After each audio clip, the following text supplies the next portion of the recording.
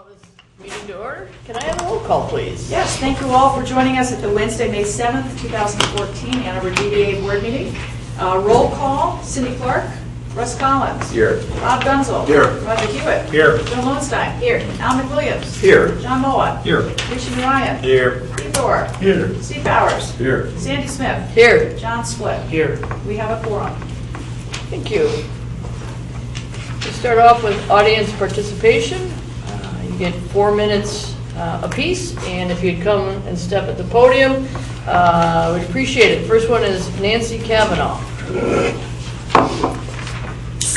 Hello. I've lived in Ann Arbor for 7 years, and I've been a monthly parker at Williams and Ford. And a couple years ago, I bought an electric car, and I've been using the EV charging station. Just very recently, every time when I come to work, both charging stations have been full. And when I called to see if I could maybe be moved to somewhere else, everything has a waiting list, especially Liberty Lane, which is close to me. So it's been just a few days, but I did a little research to see how the charging stations are being used, because you can look it up on A2 Power Source. And I noticed that Ashley has 2 and they're being used every day. Williams and Forth has 2 and they're being used every day, as does Forest Avenue. Liberty Lane has 6, and 1 to 2 generally are used on average day. Like I said, I've only been collecting information for about 5 days. But I would like to waive the waiting list and be pushed to the front. Seems, I mean, my car is going to be parked at a charging station every day. I would like to have the opportunity to park at the Liberty Lane if this continues and the charging stations continue to be used at Williams and Ford. That's my request. Thank you. Didn't have operations put this on their agenda.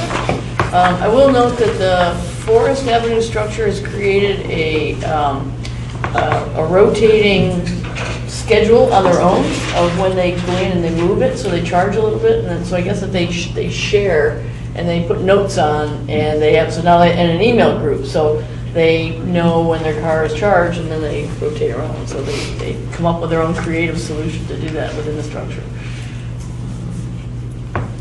Yeah, as an electric car driver myself, and Liberty Lane is actually full, or it was in the second semester after the U of M semester ended. It's less, the spots are less full, but yeah, there's a whole, I think, management system that's going to be required, because it only takes 4 hours to charge a car if it's completely depleted.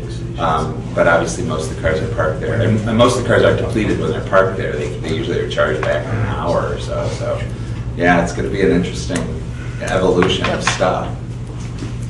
Absolutely. Second audience participation members, Chang Ming Fun. To the voting, please.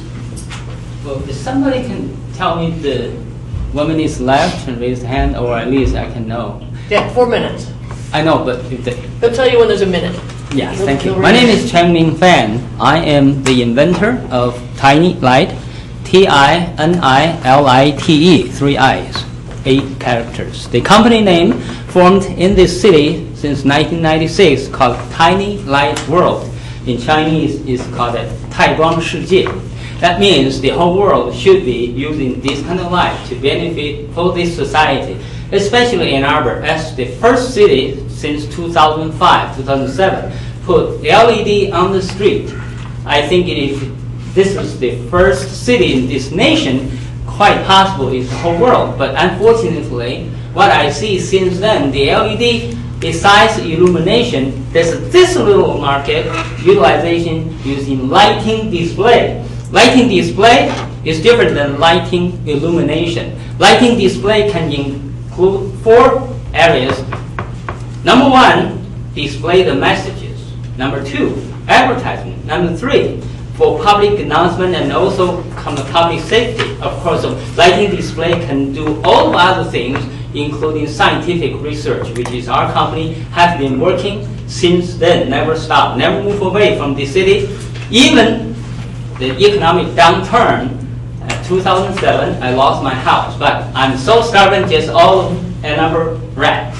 I would say I'm not another rat, but another rat, which is continuous state, hopefully contributing our technology to the city in another layer of the tiny light using LED display to show to the public the messages and public opinions, public announcement, and any other thing can benefit to the city.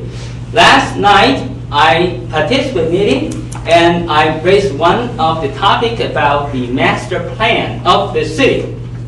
The master plan, once a year only review. One thing I feel we should add on or missing or not pay attention is the infrastructure.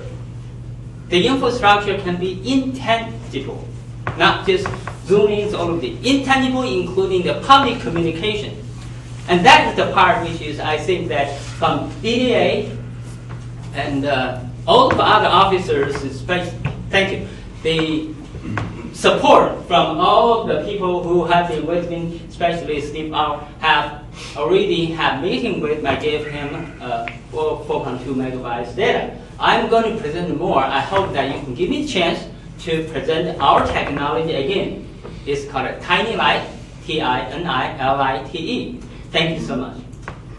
Thank you. Now we'll do reports from city boards and commissions. Mr. Ray Detter. I want to invite all of the members of the Downtown Development Authority. Those invitations are in front of you to the annual Downtown Neighbors Spring Party. It's Thursday, June 5th, 2014, starting at 6:30 p.m. As those of you who have been there, it's a great party. Both the historic houses are open, big tents out and back. There's lots of food, there's lots of booze and all that sort of thing. There's a potluck. You can bring a dish if you wish, but you don't have to. And people can stay as long as they want and sometimes do. But in addition to that, last night the Citizens Advisory Council was lucky enough to have Susan Polley talk to us about a plan that's currently being developed. And as you know, the members of the downtown area, the CAC, are very committed to careful and consistent downtown planning. And we want our adopted plans to be implemented. That's always been a struggle. We can plan a lot. We don't always implement the nature of whatever our plans are. We do believe in consistency. Last night, we asked Susan Polley to fill us in on the organization and the development of the Ann Arbor Downtown Streetscape Framework Plan. As we now understand it, this is a comprehensive effort to coordinate all city planning by city government and the DDA in the right-of-way.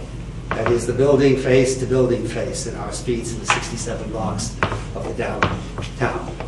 What happens in street design, pedestrian and auto right-of-way, sustainability of streetscapes, the stewardship of downtown spaces affects all of us. And we downtown residents look forward to being part of this developing process. Those present at the downtown CAC last night left very early, both to vote, because we found out a couple of them hadn't voted for the transportation plan. And we insisted that they leave the meeting in order to go and vote, which they did, but of course it was an overwhelming success, and we're very happy about that. The rest of us went to the Planning Commission, because we discovered there were major items there that had to do with D2 zoning for both the Baker Commons and also the main and Blaine sites. And you can read about that in the Chronicle, either today or as soon as it's printed, and also probably the Ann Arbor News. I'm not going to cover that. I wish to report on another matter, and that is that over 20 years ago, the downtown area CAC, with the early support of the Downtown Development Authority, made possible the development of the Downtown Ann Arbor Historical Street Exhibit program. We've always believed that it was important to bring young people, along with adults and visitors to downtown, to make them aware of the historical identity of this community. And for the last 4 years, the program has been bringing hundreds of high school students to the downtown to share that experience. And I just am reporting at this particular point about what's happening next Monday, because at that particular point we'll be guiding on 2 different sets of tours, 160 high school students in community high of 13 historical tours of the downtown. They'll be accompanied, as they are with community high, by what we call little buddies. Because in the 4th grades in the school system, we get little buddies over at their community high. Each big buddy holds the hand of a little buddy, even though they're whatever age they are, and takes them on the tour. They're never too young, and they always enjoy it. They send us nice things thanking us and all that sort of thing. It's a good experience for them. And every year we try to increase the number of what we call resource people. And I wanted you to know this because you may at some particular point be asked to be a resource person. Rosemary Blake is an example. Is on our tours. She's sitting on a corner in Detroit and Fifth. She's now 90 years old, and she's there to talk about her role in growing up black in the Carytown area. And the kids love her. And she's one of our images is when she was like 6 years old in front of the AME church. So we can point you up there, and the kids can also see her right in front of her, and she can talk about the whole nature of that particular neighborhood. Alan Haber, who is our great friend and sometimes here at the DDA, will be on the corner of South University, East University, to talk about his role in the social changes of the 1960s and the 1970s. Carl Ford, up until last year, was the one who did that, because of course Carl was one of the people who founded SDS in the United States. It was very proud of that. Ingrid Sheldon, Janice Bobbin, and Larry Kestenbaum will help guide students on the tours that deal with county and city government and talk about their experiences. Some of those experiences being in there for 8 years in the city of Ann Arbor as a woman. Thank you, Ray. Yeah.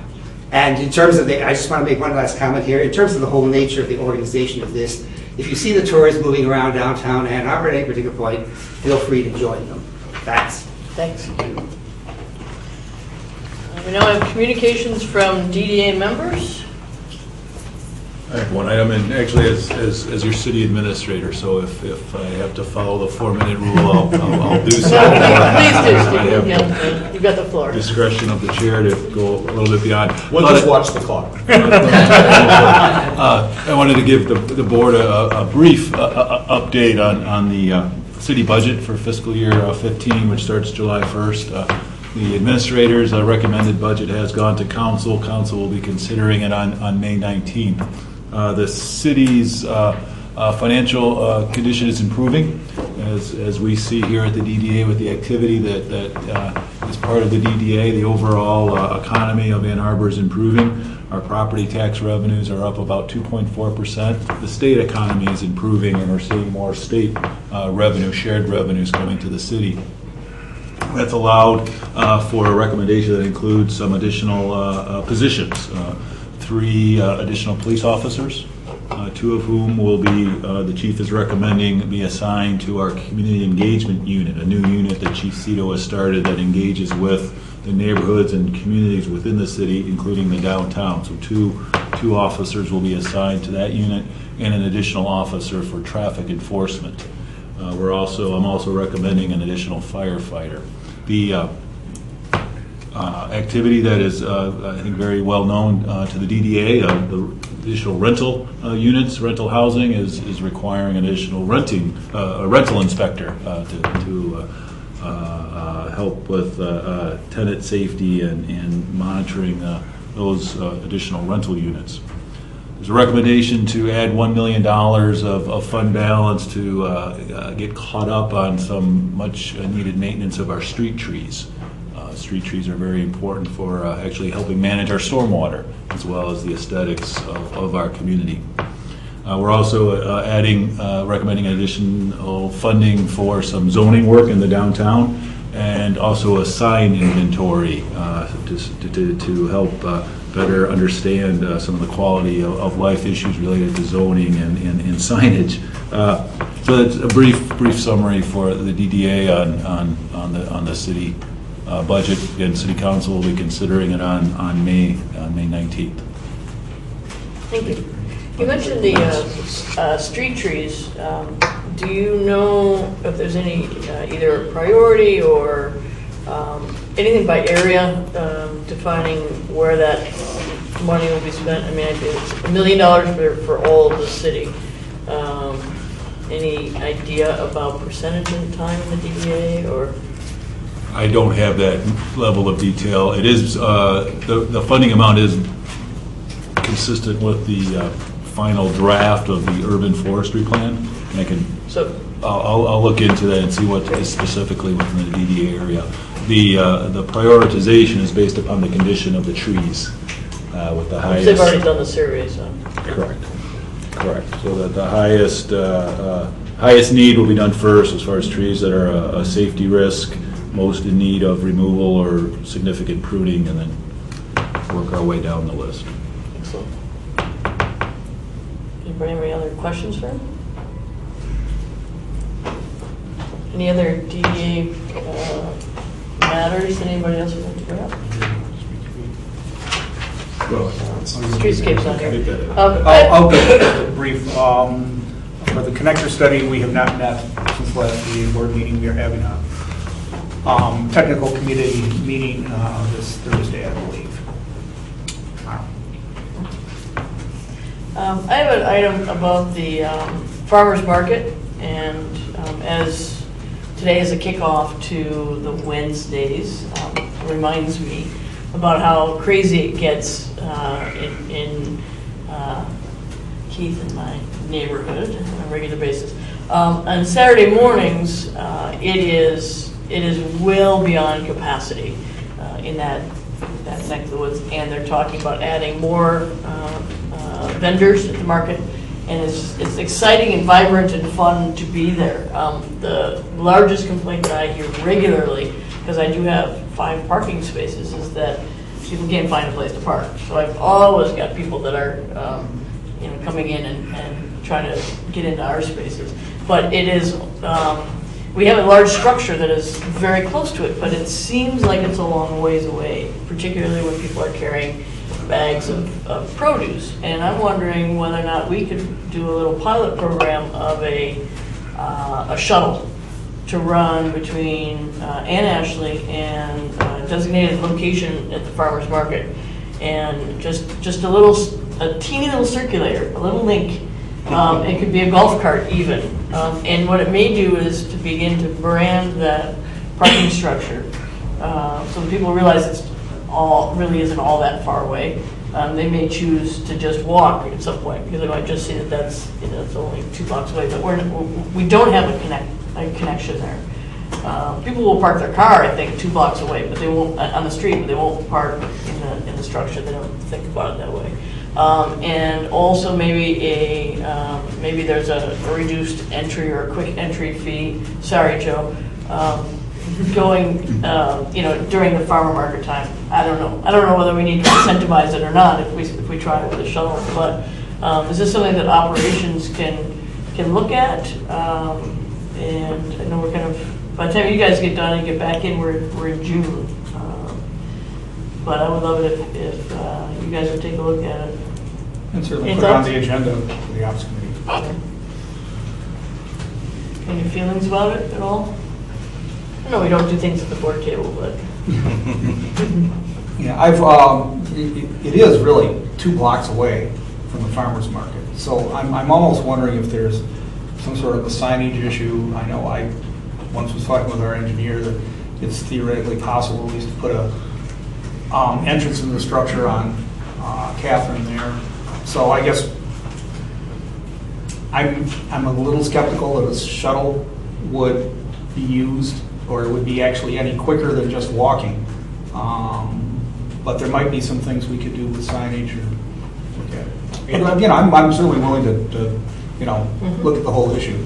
If you did the incentive, sorry, Joe, then you may not need the shuttle because you just need some good signage and have people walk. So you could go one way or the other way because that might be appealing to some people.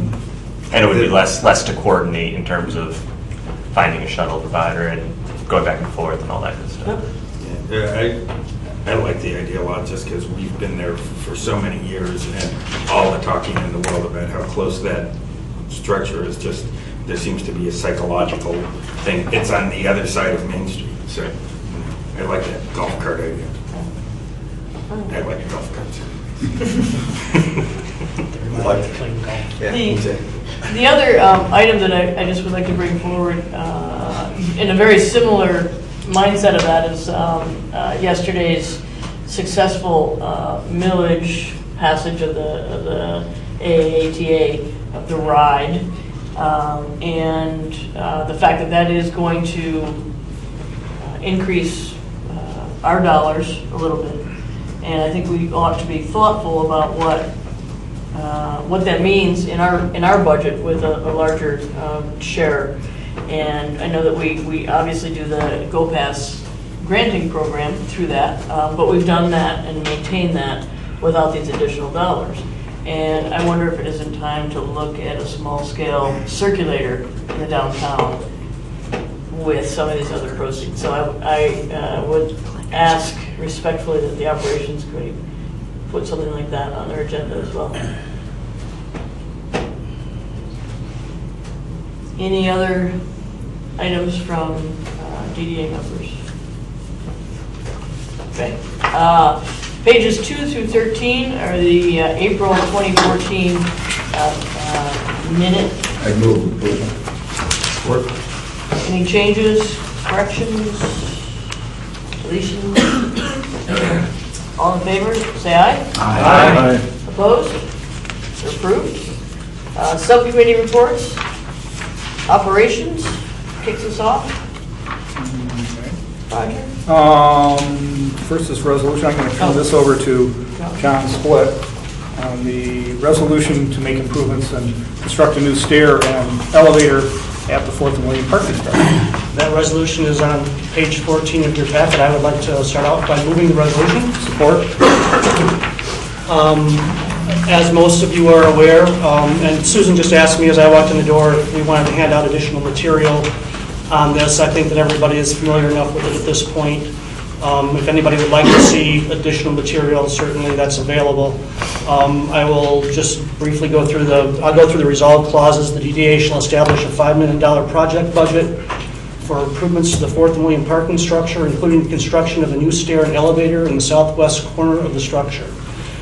The DDA chair, operations committee chairs, and executive director are authorized to oversee the issuance of bid documents and sign a contract with Carl Walker, Inc. to prepare construction drawings for this project. And the DDA shall have the opportunity to approve the selection of the contractor for this project once bids have been received and a recommendation put forward by the operations committee. The staff of Carl Walker, Mike Ortley, Josh Roseboom, and Carl Lukenbach were at our last committee meeting, once again showing us renderings of the project, most specifically the new rendering of the lobby, which is at this point very dingy, very small, and very congested. So I think everybody was pleased to see how that would look. The committee wants to set a project budget of $5 million before we move on to the next phase, which is the issuance of construction drawings, taking us to the next step. Obviously, this is a project that we would most likely bond, and we would have to go through that step, but construction drawings are the next step in keeping the process moving.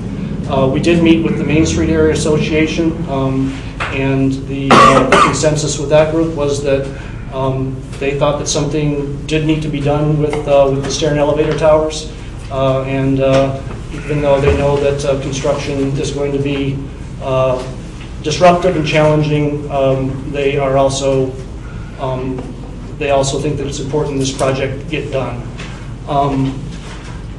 The CWI, Carl Walker, is going to explore in this phase, and this is a first phase of what could be a larger project, but this is the only thing that we're committing to at this point. They're going to explore the feasibility of a ground floor build-out on 4th Ave that we've all been talking about, perhaps as space for residential incubators. But there's a number of ideas being floated out there about activating the sidewalk on 4th Avenue and building it out. And discussions will continue. We've also been looking at facade improvements on the south side and on the east side of the garage. I think that we're still in the talking stage about those improvements, but we will continue that discussion at our next operations committee meeting. John? Just a quick further clarification. So the second resolve clause says to prepare construction drawings. It would seem to say for the $5 million project, but it's really the idea of construction drawings for the stair and elevator project, with the idea of the rest of it, the facade improvements and the other potential upgrades, just going to schematic design. And yes, thank you for that. At this point, the only construction that we're looking at this point is that particular phase of it, but we are also looking to explore further the other phases, but that's the only thing that construction drawings would be issued for at this point. Do you want to make an amendment to that, or are you comfortable with the way it is? I think it's fine. I think just as long as people understand, you know, the approach that's being taken and it gets communicated to Carl Walker and all, it's fine. Ultimately, we may go forward with construction drawings for that second phase, depending on what they find. Any other questions? All in favor, say aye. Aye. Opposed? Motion carries. Would you like to take the Greyhound lease? I'll take the Greyhound. If you return to page 15 of the packet, there is a resolution to approve a lease with Greyhound at the 4th and William parking structure. I'd like to move this resolution for the committee. Second. Joe? Go ahead. Essentially, Greyhound bus operations, which are currently operating on 4th or on Huron Street, they are being evicted because there's going to be a construction of a new building hotel on that site, and they are in a big hurry to find some place to relocate to. They would ultimately, I think, like to relocate to the Blake Transit Center, but it is unclear whether there will be space for them at this time, and that won't be clear for a while until they have gotten the transit center open and in use for a while. So they're looking for something at least temporarily and perhaps in a longer term in that area. We have had discussions about leasing a space on 4th Avenue in the 4th and William parking structure. Essentially a space that's underneath the speed ramp that exits onto 4th Avenue. We have a proposal from Greyhound that is on this next page. They are proposing a 2-year lease with an option to terminate the lease with a 90-day notice. We were not comfortable with such short notice since there is a build-out expense for the DDA, but they have agreed to modify that so they will not give notice during the first year. They could give a 90-day notice during the second year of their lease. It is at a pretty substantial rent per square foot, certainly top of the market. There will be a substantial build-out cost, although the 2-year rent will exceed the amount of the build-out. Probably the 1-year rent will be pretty close to the amount of build-out. Certainly the main advantage that we see is that it moves bus operations onto the Greyhound bus operations onto 4th Ave, so they can connect immediately with the Blake Transit Center just across the street. Puts all the bus operations in the downtown on the same block, and make some activation and some use of that facade of 4th and William on the 4th Avenue side that certainly could use in the activation.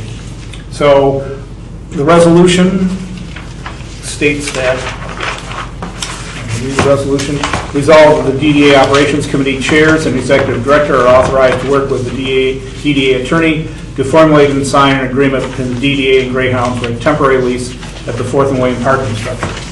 We would also, I don't know if we need to add to the resolve, but we'd certainly work with the city to make sure that we are conforming to all aspects of the parking agreement in this lease. But this authorizes us to go ahead and finish negotiation and execute the lease for 2 years for Greyhound. Silly wording, but why is it a temporary lease? It's a lease, right? It is a lease. Temporary because I believe Greyhound does not believe that will be their ultimate location. But, it is, it's a 2-year lease. Yeah, I think. Might we strike the word temporary as a friendly amendment? I would accept that as a friendly amendment, yes. To strike the word temporary. Who's the second, Pete? I think Joan, you were second? I was second, yes, really. Any other thoughts? What is the basis for the monthly rent amount? I think it comes out to about $40 a square foot in rent. That was their proposal. Yeah, that we had asked for some input from some of the local brokers, and we got a general sense for ground floor leases in that general area. What the brokers probably didn't take into account, it's not a very lovely space, so I think that they are paying certainly at, if not above market for that. But there was a little bit of homework done. Yeah, indeed. My experience is that that rental rate is certainly the top end, toward the top end of the market. Well done. Yeah. Well, as always in leases, there is also the build-out expense that the landlord will have to absorb. Was there any discussion regarding their request for our assistance with the city building official? Was that kind of a throwaway comment of theirs? So we had asked the building official to help us because we didn't want to pursue this if in fact that space would not be compliant with building code. And the official did us a great service by coming over and spending some time reviewing it. Did affirm that it is actually possible for this use to be done and meet code. So that was important. It is essentially underneath an express exit ramp. It's not the most wonderful space in the face of the earth. I wouldn't pay $40 a square foot. How do the bus slips work? Well, okay. I should just Go say, ahead. yeah. So what it basically consists of is, like so many things on the street, we go to the city and ask permission for this particular use. And so we've contacted the city, Public Services Department, asked if this is possible. They said it is. We, DDA, will have talked it through with them. We'll be submitting a traffic control order, a TCO, and the city would then review this and then provide permission. Interestingly, there's a TCO in place right now during the ATA construction for buses to stage on the spot. So what we're going to do is work our way backwards, get rid of that TCO and then install a different TCO for the Greyhound use. Brings me to my question, do we know about when this is happening? So we've been asked to pursue this with all due haste. The need is upon us, so the idea would be over the next few days we'd work with our attorney to come up with an agreement, have some signatures, insurances and all that good stuff. Republic Parking has received several bids for the construction, so we could pursue the construction fairly quickly. The TCO processes, we do that on a regular basis, so once we know that this is something the board wants to pursue, I would officially let the city know this is something we'd like their help with for the TCO. We even went so far as to ask the question about signage, because unfortunately they are not going to be bringing with them that beautiful sign that is on. We ought to make Russell. that part of that. I keep telling you, we ought to make that part of the agreement. I'm not sure the Get historians sign. would be that excited about it, fixing that beautiful sign on the 4th Avenue garage. But what we've learned is on the street pole, we can have an iconic bus, just that suggests this is a bus stop.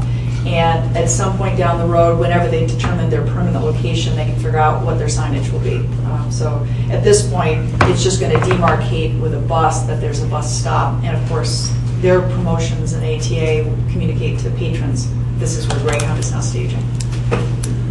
So I think we've got a lot of those little pieces sort of lined up. We know what to do, and assuming the board approval, we'll just start to knock them off the list. Just a question on procedure. We are spending money for the build out. Is that something that needs specifically board approval, or are we? If you felt you wanted it, it's somewhere south of $30,000. If you felt you wanted to add that in here, that the board's authorizing $30,000 to be spent, we can certainly add that. Yeah. After 2 years, assuming that they're not going to stay there, does that become wasted space, or is it possible that someone else might use it? Absolutely, someone else could use it. And as part of your work on the 4th Avenue side of the garage, that might be something for you to think about. Again, this is not where the parking spaces are. This is actually under the speed ramp. And it's certainly worth your while to sort of think about what other uses you might think would be a productive addition to downtown. It may well be they stay for longer than 2 years. Yeah, sure. So is there a second result clause that? I'm comfortable if only if other folks feel that that it should be there. It can certainly be done within our existing parking budget. But, so we don't have to allocate additional parking We don't have to amend the budget to add this, and we can do it within our existing budget. So it's certainly up to the board on whether they feel comfortable putting in a do not to exceed on the expenses. I would suggest we leave the resolution as amended, but advise people, advise the committee to keep the board informed because all this does is authorize a lease. The build out is implied, but if the lease doesn't come through for whatever reason, then we're voting on something that may not happen. Right. All right, we will keep. And just to clarification on this, there used to be parking meters along there which were removed during the plague, and so I assume our intention is, at least at this point, not to put them back. Correct. Sorry, Joe. Yes, there were originally parking meters before the Blake Transit Center construction. They were removed for the construction so they could stage buses on the west side of 4th Avenue. We would not put the meters back. We would continue to use it as it is currently being used to stage buses, only this time Greyhound buses. But it would also get the Greyhound buses, though, won't be staged on Huron Street anymore. Yeah. Okay. Chair's ready. And if we added the resolve clause at the end to after 4th and William parking structure, could we add a phrase that says, and to complete any necessary build-outs? I'm fine with that. It's okay with me.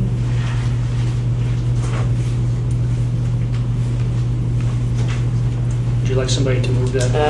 I don't think I can. No. Yeah. Oh. Yeah. Okay. Give me the If that's exact correct. language. And to complete any necessary build-outs. Okay. And I move that we amend it to include that we include at the end and to include any necessary build-outs. Second? Second. On the amendment to this, all in favor? Aye. Aye. Opposed?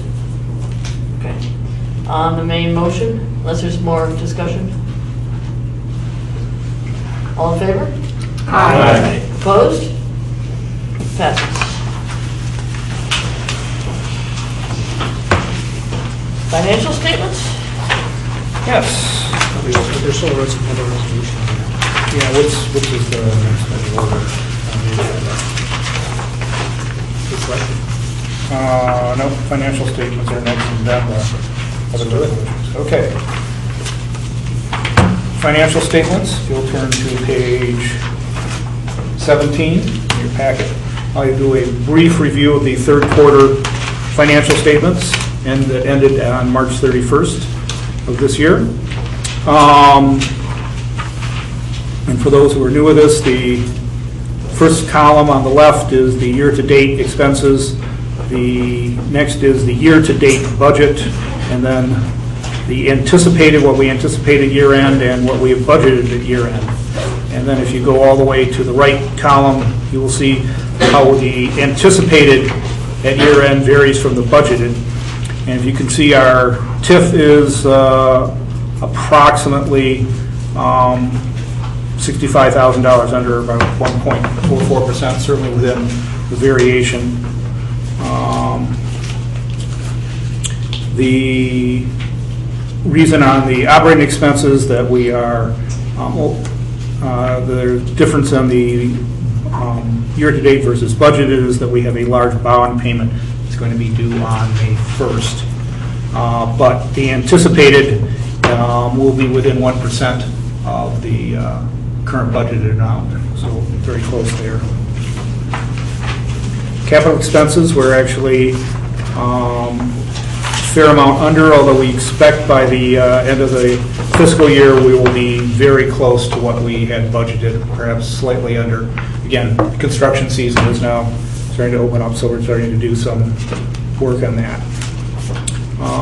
So overall, we are almost exactly on budget on the TIF amount, net expenses, and so overall just slightly exceeding our overall budgeted amount, due again to the TIF being slightly less than we had anticipated.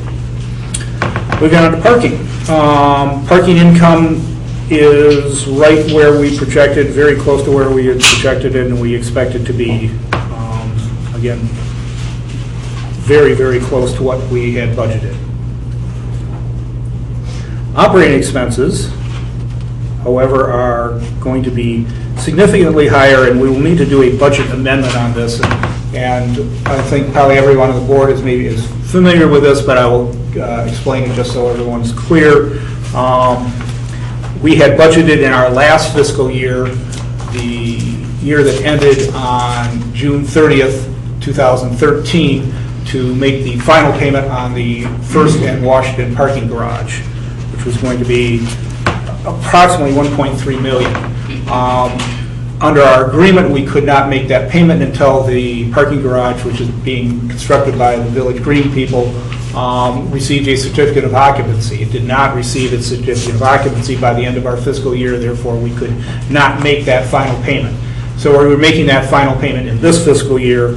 That's why our operating expenses are about $1.3 million over budget.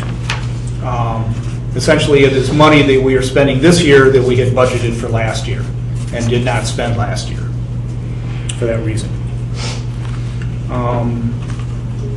Direct parking expenses look like we're going to run a little bit under budget.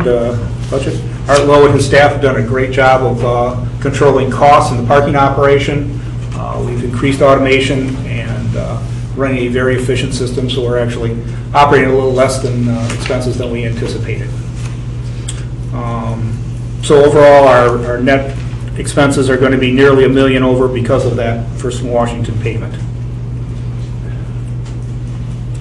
Parking maintenance, again, our income is pretty much controlled as that's a transfer from the parking fund. Although we have underspent our budgeted amount year to date, we'll probably be catching up, if not entirely to that, fairly close. Again, due to the timing of the construction season. We'll be doing some work now that the weather has turned better. And in housing, again, our transferred amount is transferred from the TIF fund, so the income is stable. The operating expenses are going to be significantly higher, and this is due to the Ann Arbor Housing Commission grant that we passed of an additional $300,000 that was not in the budget. So we will need to do a budget resolution probably at the June meeting for those two costs, the First and Washington payment and the Ann Arbor Housing Commission grant. Other than that, everything looks like we will be within our budgeted amounts. And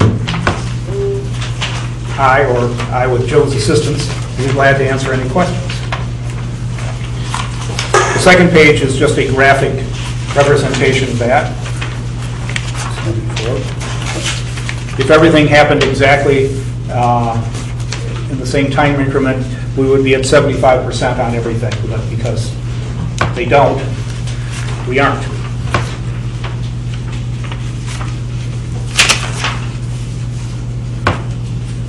Questions? I'll do a quick rundown of our fund balances. In housing, we have approximately $700,000, although we have committed, I believe, $300,000 to that. 400,000 to that.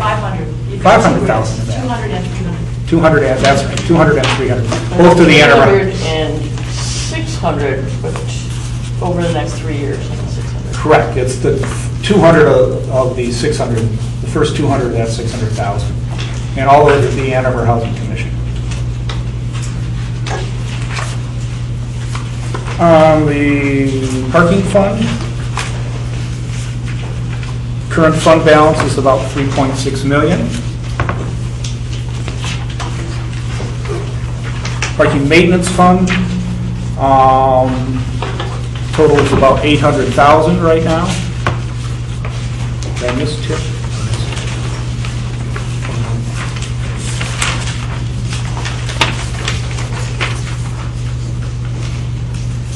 Pardon me. Skip the page here. And our TIF fund balance right now is about $450,000.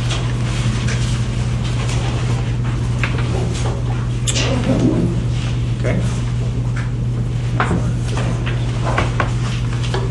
Okay, any further questions? Okay. All right, if you go to pages 27 and 28, we have parking numbers for the third quarter and the year to date. The third quarter, we have a little weather information since just about everybody who has some sort of business in the downtown has experienced some drop in business in the last quarter. January, February, and March is the worst in certainly my memory, and probably everybody else's memory too. You can see at the bottom of page 27 that the average temperature was almost 8 degrees lower than it was the previous year, and we got about 6.5 inches more snow than the previous year. I again want to compliment our Low and his staff for doing a great job in keeping the system operating, removing the snow, keeping the sidewalks clear. And if you see overall, even with the bad weather, our revenues were still up about $7,500, despite certainly a lot less people coming downtown. So there are a number of hourly patron drops, but the overall revenue still was up, which I think speaks well to the healthiness of downtown.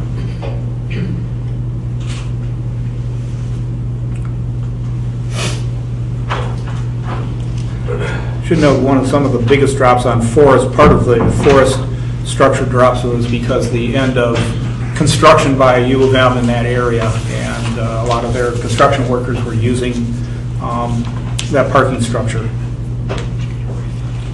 And again, the Fifth and William lot, part of that was being used for the Blake Transit Center construction too, so it had fewer spaces.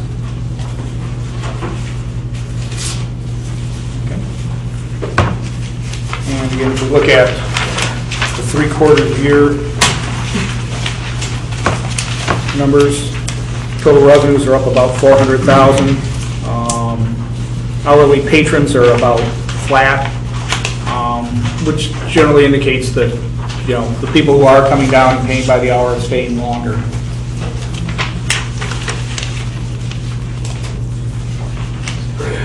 And again, the big drops in Forest because of construction, and Fifth and William because of construction. Question related to construction. Has there been a bump yet created by the construction of the new dorm by the university? We don't have a parking structure terribly near there, but I'm curious whether... you mean the construction worker? Yeah. I don't think, because I don't think the closest structure is Maynard to that, and it's pretty full all the time anyway, so I don't know. We've seen a slight increase in Maynard. Have you seen Fourth and William? I've seen some construction people walking back and forth from Maynard to the project, so there are some there. I'm just curious. Yeah. We're actually shutting the garage down more frequently through the week. Now, probably not as much since the students have left, but Reaching capacity. Thanks. And, I think as we've mentioned numerous times, the 3 campus area structures certainly are the 3 that we reach capacity on most frequently. Okay, any questions on parking? Yeah, so previously we had a running total of spots, number of spots in each one, and and that seems to have disappeared on the side. They have been on the monthlies, but now it's on the quarterly report. We want to put back. Yeah. Thanks. Sure. You're just the chair. Not for long. Okay. So that's parking operations.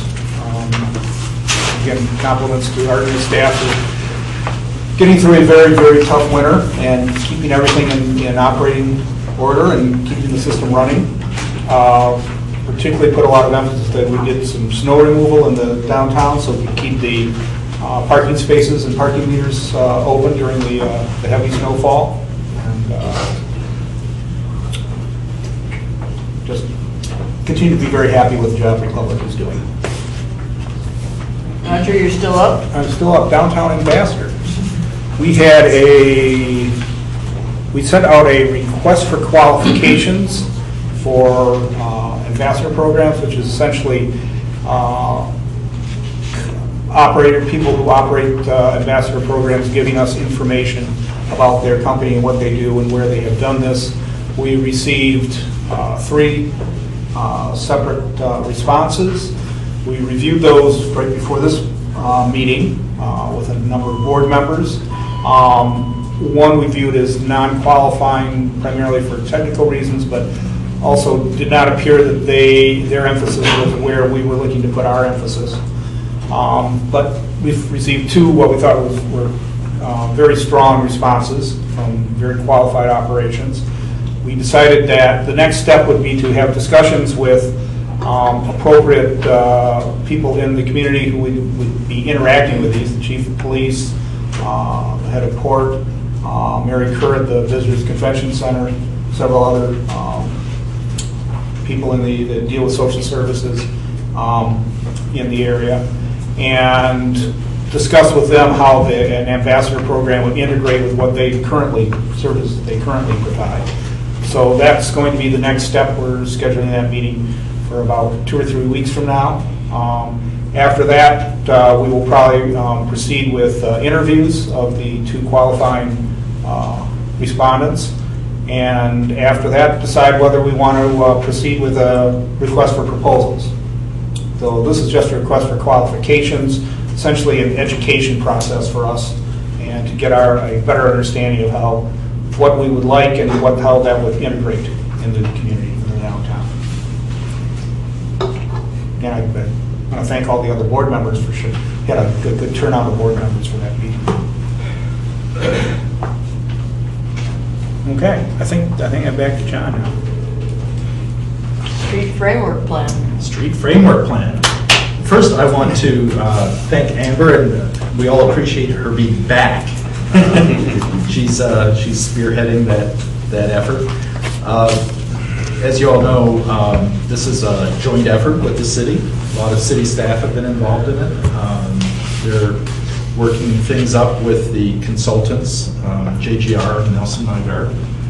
We had a kickoff meeting of the advisory committee last Thursday, and folks did a great job of preparing for it, I think, in sort of setting expectations and helping people understand what's trying to be accomplished and so forth. So I think we got a lot of good vibes from people that the process makes sense to them and there's a comfort level there.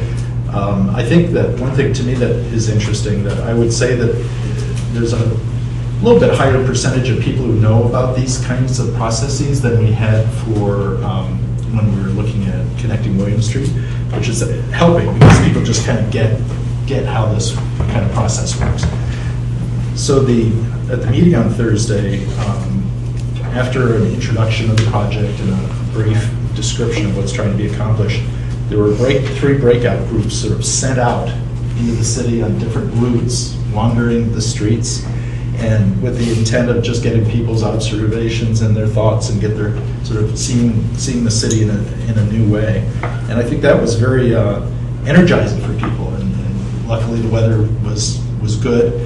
We had good folks between our staff, the city staff, JGR and Nelson Nygaard also were split up into 3 groups. And when we came back, there was a lot of sharing of what people saw, looking for common ground, things that one group didn't expect at all, that some other group came up with. So I thought that was very interesting. One of the pieces that I think that was attempted to be emphasized was, we're really wanting to get younger folks involved. So I think it was kind of interesting to me because we saw some generational differences in how downtown's viewed that I thought were pretty significant and interesting. I should also add that Roger is also on that committee, so the two of us, so if anybody has any questions about it, we're the ones to go to, I guess. The only other thing I guess I'd add is that in general, when people were walking around and providing their observations, considering we're Midwestern, people were very practical, saw a lot of things that are just would be good things to do and to integrate and improve and so forth. However, I think a significant piece is that there's a lot of common ground around the word funky. The idea of trying to kind of keep, an interesting character to town, which is very interesting. This sort of, how far do you go in standardizing streets versus having character in areas? So that's going to be a very interesting part of the conversation too. So I think with that, it's well underway and capable hands. There are also a number of focus groups that were brought together. I think from the city, the RIDE, Watts, All Transportation Committee, private development folks, local business folks, and of course our board participated in focus groups for the consultants. And I think it's my impression is that the groups really supported a lot of the observations that were found by the committee members when we were in. Is that fair to say? So I think that's it in a nutshell. Anybody have any questions, concerns? Or do you have anything comments. to add? I was very impressed with the level of enthusiasm from both the community representatives, city staff, and the consultants and the level of sophistication too that everyone seemed to bring to the project, and different eyes. But it's very complex, and I've been saying there is becoming increasing competition for that public right-of-way between a lot of different uses, and trying to figure out how you come up with a plan that addresses all those demands is going to be challenging.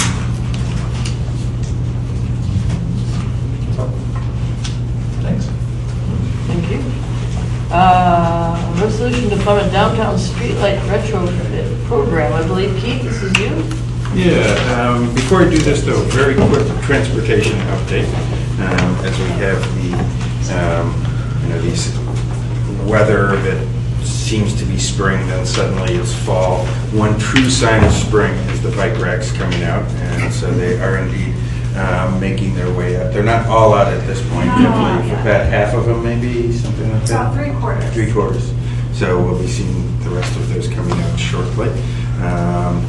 And I know down in the Carytown area, those are highly used, so we're looking forward to the second one coming out sometime soon. And the other thing going on with bikes is it's going to be doing a bike rack, and the places where they get locked up across town, there's going to be an inspection walkthrough over the next month to replace ones that need replacing and repair ones that need repairing. So it's all about bikes this month, appropriate with it being the commuter challenge month. And on to the resolution, which is on page 29. This is a first I have to move it, I guess. Split over here.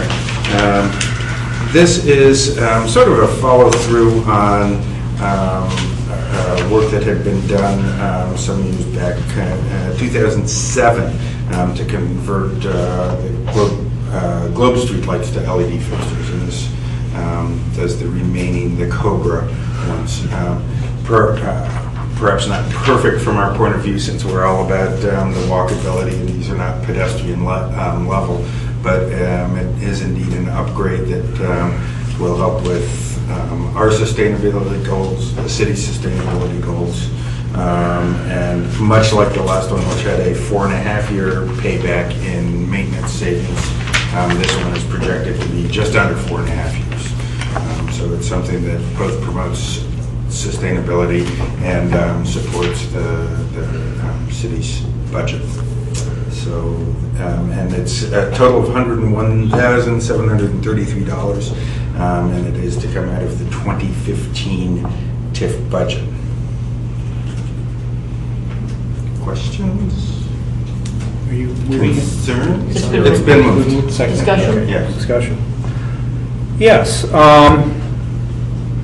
Well, I'm all in favor of LED lights. In fact, I was on the board when we approved converting all the street lights, the pedestrian street lights to LED lights. In fact, I remember signing the check for $640,000 to do that. So LED lights are great. I am a little disturbed with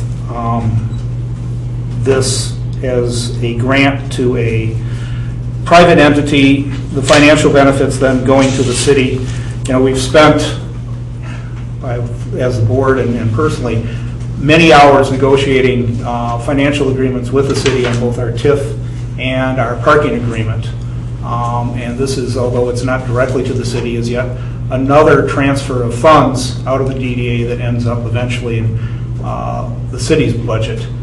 And it is not that the amount is huge or is going to have an enormous impact, but I'm becoming increasingly concerned about, as the downtown continues to grow, the increasing need for infrastructure to support that, whether it's in parking or transportation or sidewalks. The streetscape plan is going to certainly have a big price tag on it to institute the entire plan, let alone that the parking system is continuing to show growth and is a system that's already at a pretty high capacity. And it is not that this one thing is going to make a lot of difference, but if we continue to spend our money on a number of small things, we are not going to have the larger funds necessary to do major infrastructure improvements. If we did not have a very robust fund balance, we would not have been able to do the new parking structures that we've just built.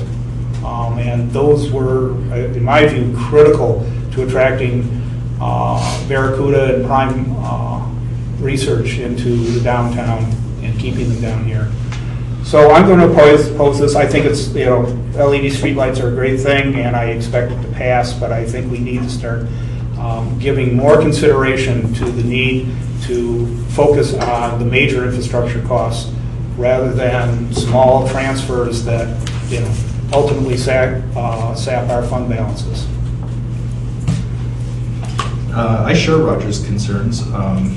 We have to be careful not to just keep, spending these small pots of money. Sort of along those lines, Susan, can you help us? This letter actually went to the city. Actually, I'm going to invite How did it land up on our plate? I'm going to invite my colleague from the city, Nathan, works in the energy office. As staff, we try our best to continually work to find areas of collaboration.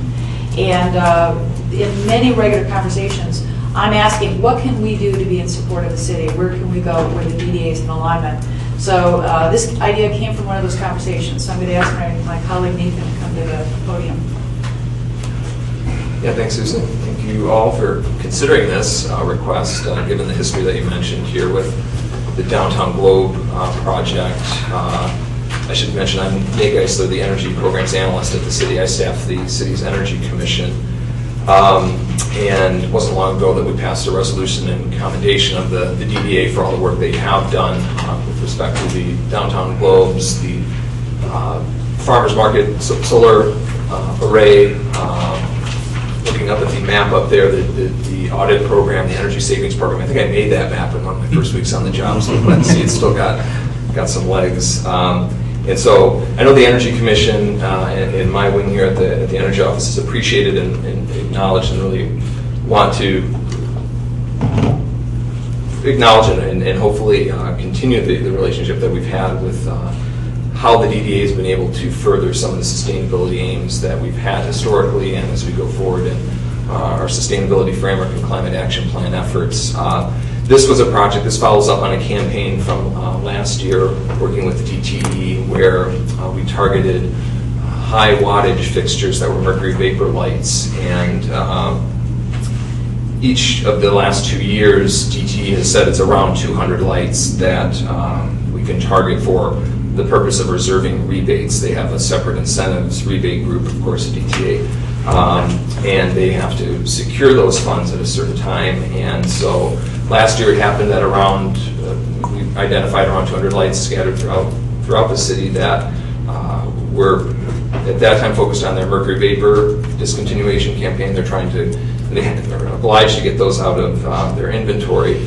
And this year, since we succeeded in doing that last time around, thinking about, well, what's the right way to prioritize the next phase of lights? And it just so happened, thinking about, well, the DDA we still have, we've converted all our city-owned fixtures. Can we look at the DTE inventory? And so we did an overlay of the DDA boundary and found that, oh, hey, it happens to be right around 200 lights, 212 as it shows here on the resolution. So really the idea was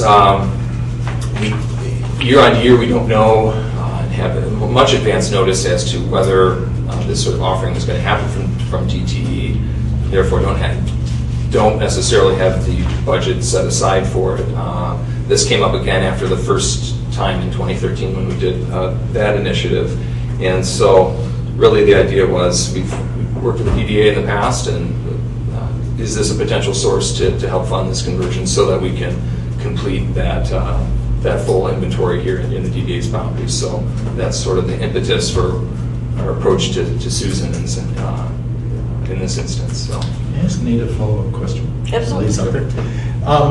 Nate, these 200 light fixtures, are they predominantly the Cobra heads, the tall ones, similar to what we see right out the window here? Yes, Okay. Exclusively. Because one concern I have, and I guess I'd be curious if you've done any analysis on, as we do street improvements, of whether we're going to shift away from Cobra heads and go to more pedestrian level lighting, or if you had any thoughts or discussions in the Energy Commission or other folks moving forward. Obviously, where I'm going with it is hate to invest money into retrofitting things that are going to be taken down or not really a long-term solution.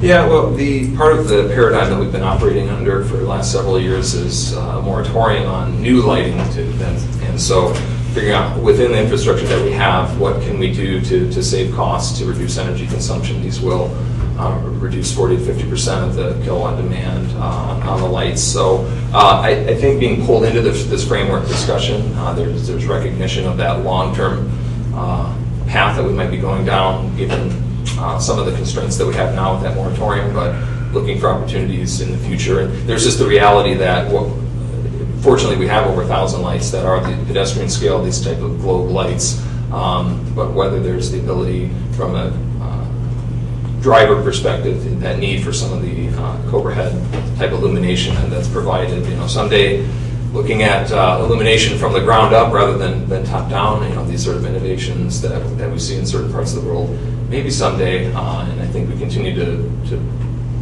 think about and consider those possibilities. This is sort of a chance with, I kind of think of the analogy of having any incandescents that you still have in your house.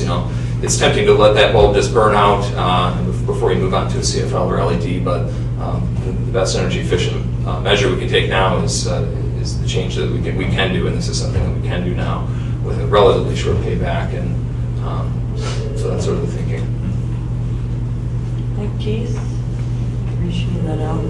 Yeah, and I was going to comment on the moratorium as well. That's one of the reasons we're looking at this, is because there isn't the opportunity for replacement at this point, and we don't know politically when that would happen. So there's that. And the other consideration is not only the energy savings, but also the maintenance savings, that these have to be replaced far less often. My question is kind of more around our long-term vision, the retreat that we had. So aside from reaching out to the city, I'm not experienced enough to comment on that history, but this is obviously a newer project and wasn't something we discussed in our kind of allocation of budget and plan over the next three years or so. So the question I guess I have for everybody, or Susan, if you guys remember, is what would this kind of be replacing? Because from what I understand, we have a budget. We don't have a ton of excess cash. We allocated some ideas, and I think it's a great idea. But what is it taking out? Because let's operate on the assumption that it is replacing an idea that we already have discussed. So I don't know if there's any thoughts on that, or did we actually have an extra 100? Oh, we never have enough. The need are always greater than, to reach higher than your arm could stretch. We have that list of prioritization, and it helped us to take the first step, which was to shape a budget to ensure that there were dollars sort of assigned in general areas. But no, this has not been run past that other list to see if in fact there were other items on that list that you preferred instead. Sure. This came, again, as I said, from staff consultation. It seemed like an opportunity. It wasn't brought forward in light of those other projects, which we could certainly do, is bring back that list to the Ops Committee and have that dialogue. Yeah, I mean, I just think if we spent a lot of time and energy on that list and we used that as our guide and to, I think it's definitely worthy of consideration, but in comparison with the other items that were on that list is just my feeling on that. That was exactly, that's where I was going with it. I've read your notes. In light of, but specifically sort of kind of to use that to address the concerns that you guys have about history and whether or not, so this is an allotment of funds that are coming out of our fund and then going back and, and the city's going to be seeing the savings from it. So I'd rather evaluate this number, this $101,000, that's the expense to us, right? So we're not seeing the savings, the city's seeing the savings, that's not coming into the DDA. So that's so we should evaluate this proposal as that number and not as a number that we're going to see some savings on in the future. And as an independent proposal, I'm certainly more concerned about getting our results that we want and getting something done than, obviously I know there's history and different piles and buckets, but I want the best stuff to happen. So, but that said, is it in our plan that we made up a couple months ago, which I think we did a great job on. So, I don't know, do we have that somewhere? We do have Somebody it, write yeah. that down. We could readily bring that to the Ops Committee meeting this month. I mean, I think it's an absolutely spot-on question. Back to the moratorium piece. I'm concerned about it because from what little I understand, it doesn't sound as though it was terribly well conceived when it was passed 7 years ago, and I'm kind of questioning whether it makes sense now. I'm looking at it in terms of the street framework plan and moving forward with street projects. I'm not sure what we do with lighting and what it means, having all these Cobra heads. So I'm wondering whether we can, if we are to support this to the city, is whether we can ask the city to revisit the moratorium, and understand what it means and, put some effort in it moving forward. Because again, as I don't know what we do as we move forward with our street projects. We're looking at Cobra Head right out there, and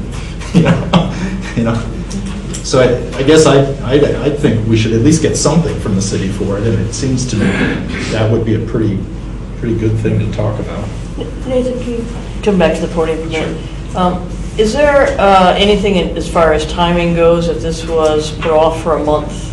Is there anything pressing? Timing is sort of kind of crucial in that DTE is looking for a signed agreement by June 30th to proceed, because again, they have to secure, and again, one thing that would be going back to the DDA is the $10,000 rebate that would be result from this program. So this is more like in some ways a $90,000 grant.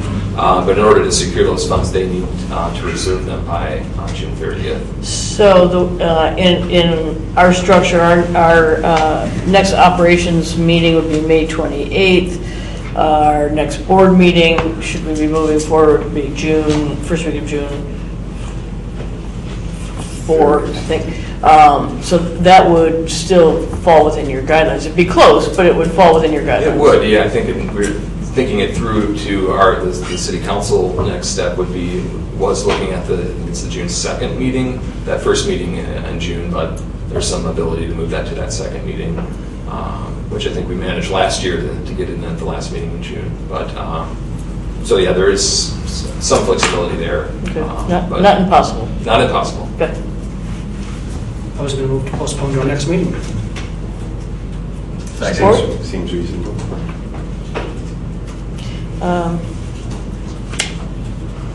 My concerns are that when we do these grants for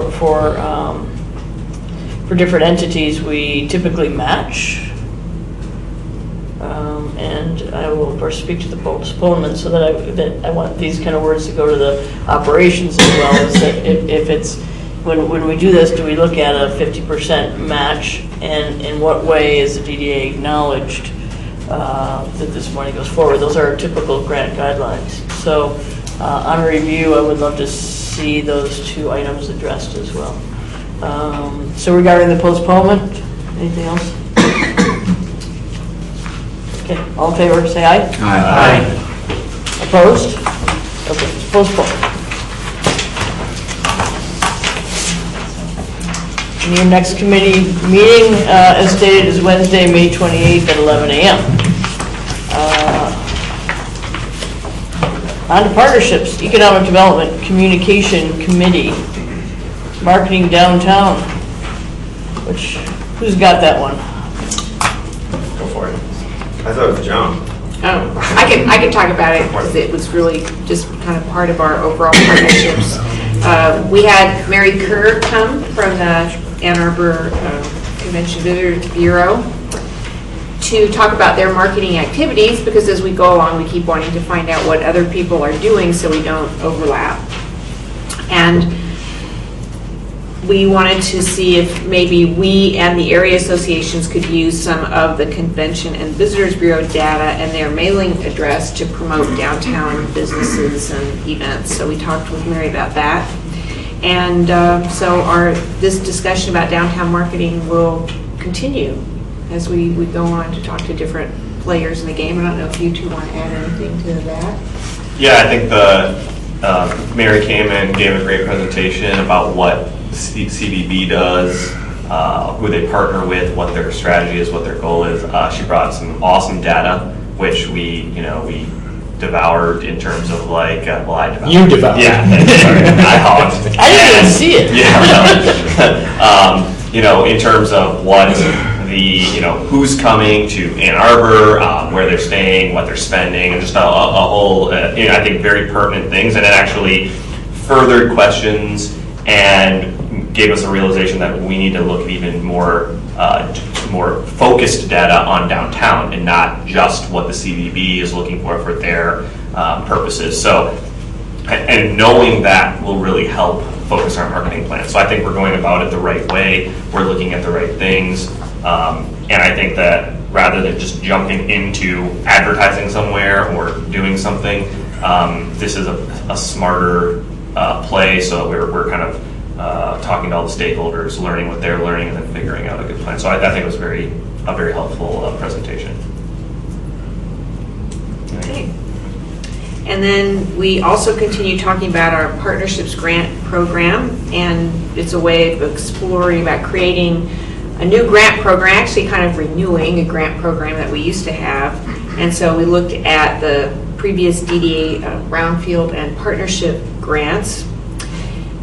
Some ideas for how future grant program might be structured were suggested. For instance, we asked the Design Review Committee to give us some input as to whether a grant program might encourage or how it might encourage some more attractive architecture, things that would be more pleasing to people. And so we will continue to discuss that issue. We have a request for a grant pending, which is the aforementioned hotel that will be displacing the Greyhound people. So we kind of will try to stay mindful of what their schedule is and also look at how we can make sure that if we have a grant program that it covers all the bases and lets people know what it is that they need to do in order to get a grant. So our next meeting will be Wednesday, May 14th. 9 a.m. Thank you. On other DDA business, we have I have an item that actually should have been under parking operations. I think I reported at the last meeting that Dennis Dahlman, who has purchased the former Y site, the former 5th and William surface parking lot, had made a request to the DDA to continue to operate that as a surface parking lot for a period of 2 years. And he offered to split the proceeds from whatever revenue came from that, which he estimated at about $90,000 each. I'm not quite sure how he got those numbers, but that was his estimate between the DDA and himself.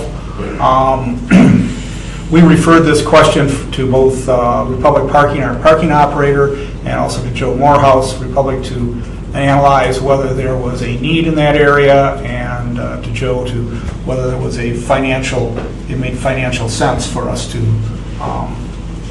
continue to operate that lot. Republic pointed out that we have, as we all know, 2 parking structures, one on each side of that, have a combined total of over 1,700 spots in them.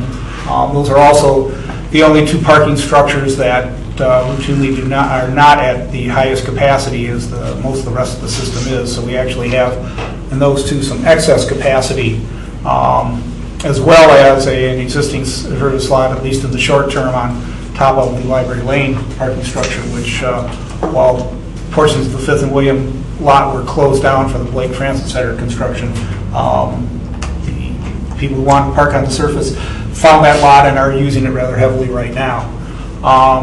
Joe did some financial analysis, and again, the conclusion was that although whatever revenue we took in from that lot would probably just be a loss from revenue those 2 structures would have otherwise received, again, because there is excess capacity in that area. So taking both of those into account, we decided that it did not make any financial sense or parking operations sense to continue to operate that as a surface lot. I have been informed that there is, if Mr. Dahlman wishes to pursue that, there is an option of him going for a special exception zoning for parking on that spot that would have to be approved by the Planning Commission and I believe City Council. So although we do not see any need to continue to operate a surface lot there, if he chooses to operate a private lot, there is a route for him to do that. So those are our conclusions, and again, we were operating that lot after the old YMCA was torn down at the request of the city, and now it's in private hands. We don't see any need in that area to continue to operate it. Roger, when you speak of excess capacity, can you clarify that a little bit? Because we heard earlier in the meeting that the Library Lane is waitlisted at this point. So explain a little bit how that. Well, yes, by excess capacity, we look at when we hit, how often we hit peak numbers. 85% is typically the number of percentage that you look at as of being at capacity. It's the number of percentage when people stop looking for parking. Those 2 structures, though they do occasionally hit 85%, rarely get above 90 or 95%. As far as the wait list goes, we feel an obligation to save a portion, a significant portion of both those structures for hourly users. So although we aren't at capacity, we have reached our wait list number. If we went beyond that, essentially we would eliminate the possibility of hourly parking on both those structures, which would certainly impact the viability of the neighboring businesses in the Library Lane in particular. In fact, we were very clear when we constructed the Library Lane parking structure that we would maintain a significant number of hourly spaces there so their patrons would have places to park. So to simplify, the excess capacity is typically, in this regards, hourly patrons. Yes, we are maintaining the excess capacity for hourly patrons, which are also who are have in the past used the 5th and William surface lot. One other piece too is to remind folks that it was really intended to be a temporary lot. It was really constructed as a temporary lot. During the time when the library structure was being built, there used to be a large surface parking lot across the way. So folks recognized this as an opportunity to get some parking back while the new parking structure was being built and was never intended to carry forward. I just want to remind folks of that history.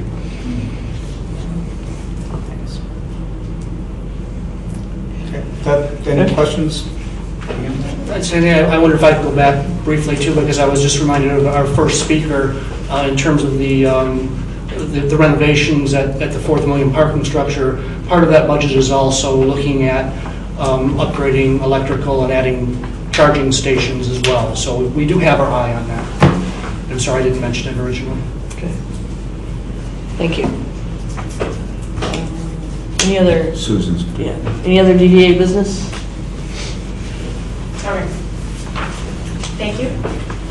One of my roles is I serve as your DDA FOIA coordinator, and I'm bringing to you as the governing body that we received an appeal. We had received a FOIA for a memo that the DDA produced 6 years ago, and we produced it with some redactions. So it was provided to the requester as a partial denial because of the redactions. The appeal that we have received has a couple components to it.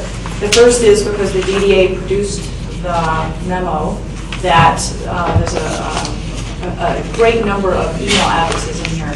And it's been my practice that personal email addresses, as I understand them to be, are being redacted to help the privacy of the individuals involved. Home addresses, home phone numbers, that kind of thing. The second is that the way that we are redacting is using a felt tip, and that is making it difficult for an optical character recognition software to process some of the adjacent text. So I'm presenting to you that we've received this appeal. I need you as the governing body to give direction. We either approve the appeal, which would suggest we provide the FOIA in its entirety clean without redactions. We approve the FOIA appeal in part, where you give me direction on what parts of this, some direction about what we did redact, or we deny the appeal. And so I'm speaking to you today and asking for your direction.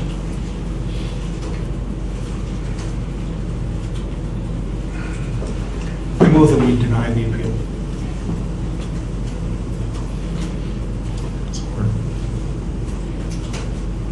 Is this the same appeal as last time or different? This is a different FOIA. This is a separate FOIA. Just from my own knowledge, I was absent from the last meeting, and I believe we went into a closed session, and we had a discussion. Is this similar to that situation, or is there not a need for something like that? So we went into closed session to review a written opinion provided by our attorney, so it wasn't a discussion. Okay. And the FOIA was held out separately at the end of the meeting. Okay. And it was a separate FOIA.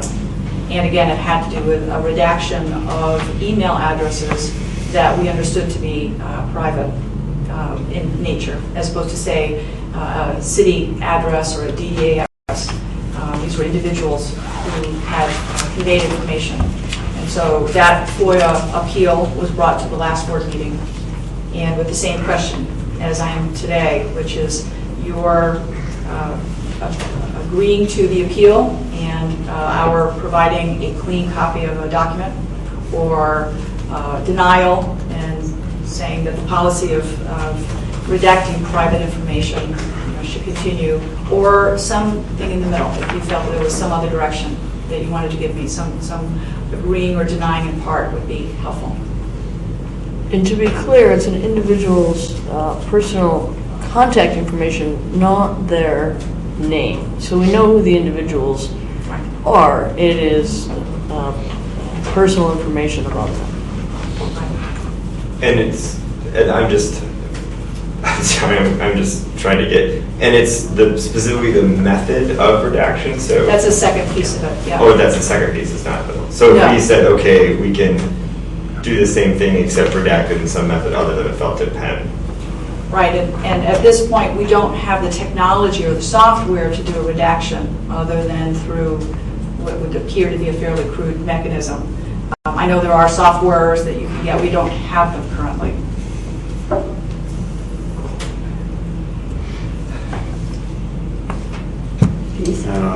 Yeah, I guess, and FOIAs obviously are important. They're one of the ways that the press is able to force transparency where transparency does not happen.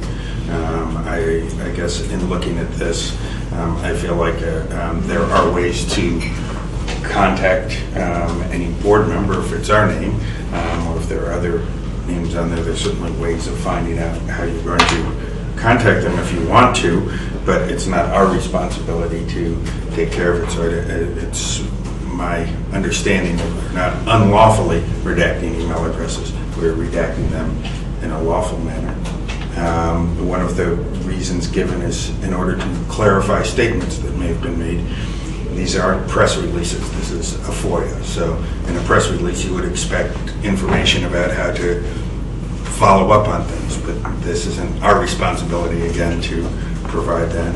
And I guess finally, with the means of redaction, I guess it would, I know when I try and do things in Adobe, it takes much longer, shall we say, than it takes to do this. So I'm not opposed to providing it in another way. I just think we do have to look at and see what the costs are, and those costs would have to be passed along if the purpose of having them is for the convenience of the person receiving them.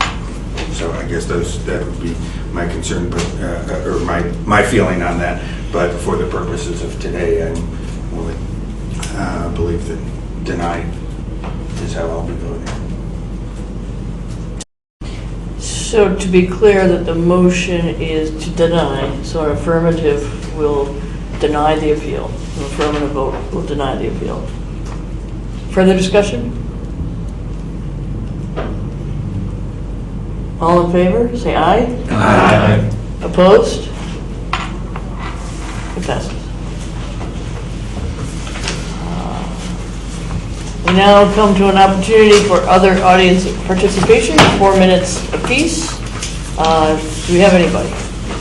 And if in favor count, if 1 minute left, raise your hand.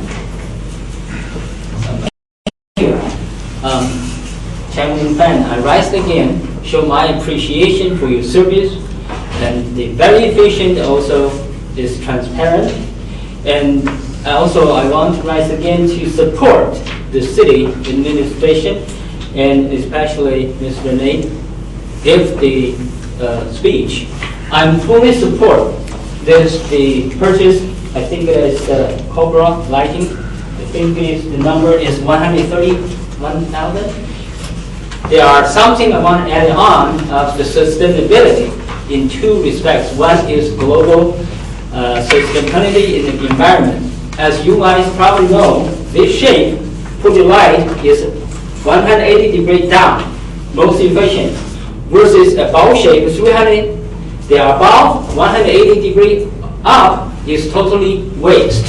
If the second floor you leave down there, at night you don't like that light, so it's the burn. So that's one thing is that we should really consider this is a tech town. This is very intelligent. So that's one thing I want to support 100%. Secondly, supported is the market. As you guys probably know that in August, the LED price worldwide is going to increase about 0.6%. This is the opportunity. Why is that? Because of China have the labor law passed going to raise. We should really grab this opportunity. Thirdly, I support that. The 3 of you are accountant. Opportunity cannot calculate by the numbers. It's by the people's mood and political situation, maybe luck. So therefore, as a city in 2005 and 2007, 2008, we make a good move. Now don't hate it.